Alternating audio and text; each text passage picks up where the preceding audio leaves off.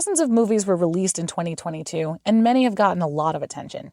Between superhero blockbusters, favorite franchise sequels, and A24 just flexing, the film scene is buzzing with talks about Oscar potentials and other forms of notoriety. But that's not the point of this video. No, instead I wanted to shed a light on my favorite underrated films of the year. This batch of movies is a mix of flops, artsy and indie flicks, and box office losers. What they all have in common is that, in my humble opinion, no one is talking about them enough. Allow me to change that, and beware of spoilers for the following films. Umma. Critics looking for a traditional horror film were not kind to this movie, claiming that it relies too much on jump scares and doesn't build tension. But I think they're missing the point. Umma isn't meant to be a scary movie in the traditional sense, but rather to force us to reflect on the complicated relationships we can have with our loved ones. Umma is a story of a woman running from her past and risking repeating the mistakes of her mother as she tries to protect her daughter.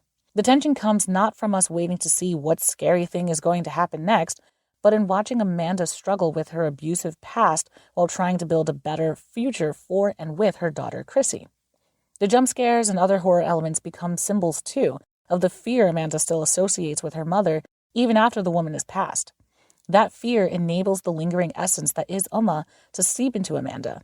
That fear also inevitably allows Amanda to understand her mother better. Umma's fear and resentment made her abusive, just as Amanda's fear and resentment are stifling her daughter.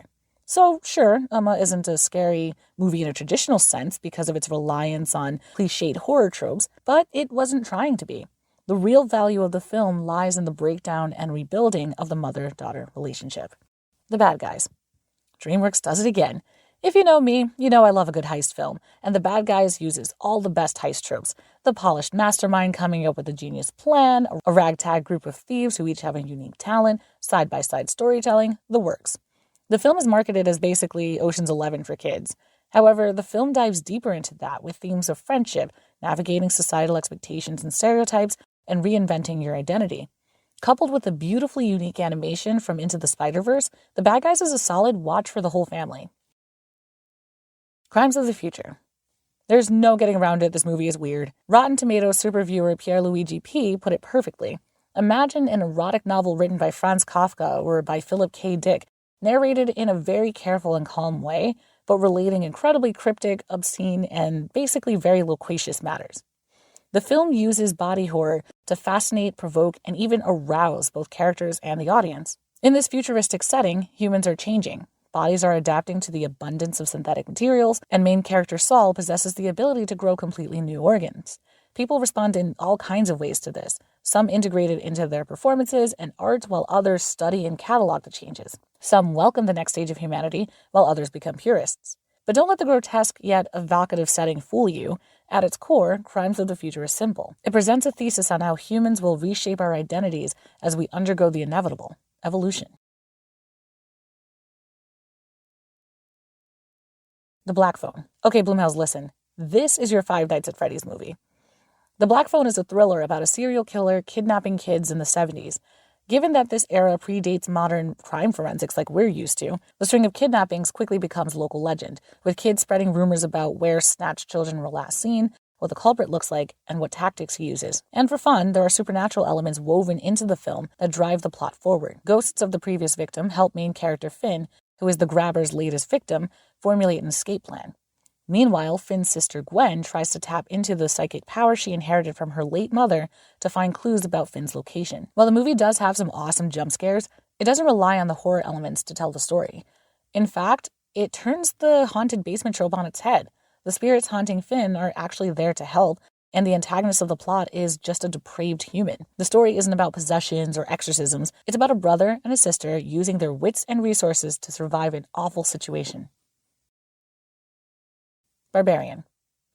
So this one might be cheating a bit. Teasers for Barbarian were all over social media, but other than that, no one seemed to know what the movie was about.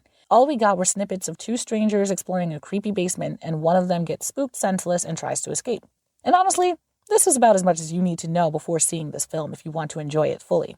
Barbarian starts like a typical horror scenario. A young woman and a young man end up sharing an accidentally double-booked Airbnb on a rainy night and soon discover that there's something off about the house. In true horror movie fashion, They each go check out the basement, discovering what looks like a prison cell, and then a maze of tunnels even further beneath that. And then they're attacked by something and kept prisoner in the crypt. Brilliantly, Barbarian uses asynchronous storytelling to fill in the gaps.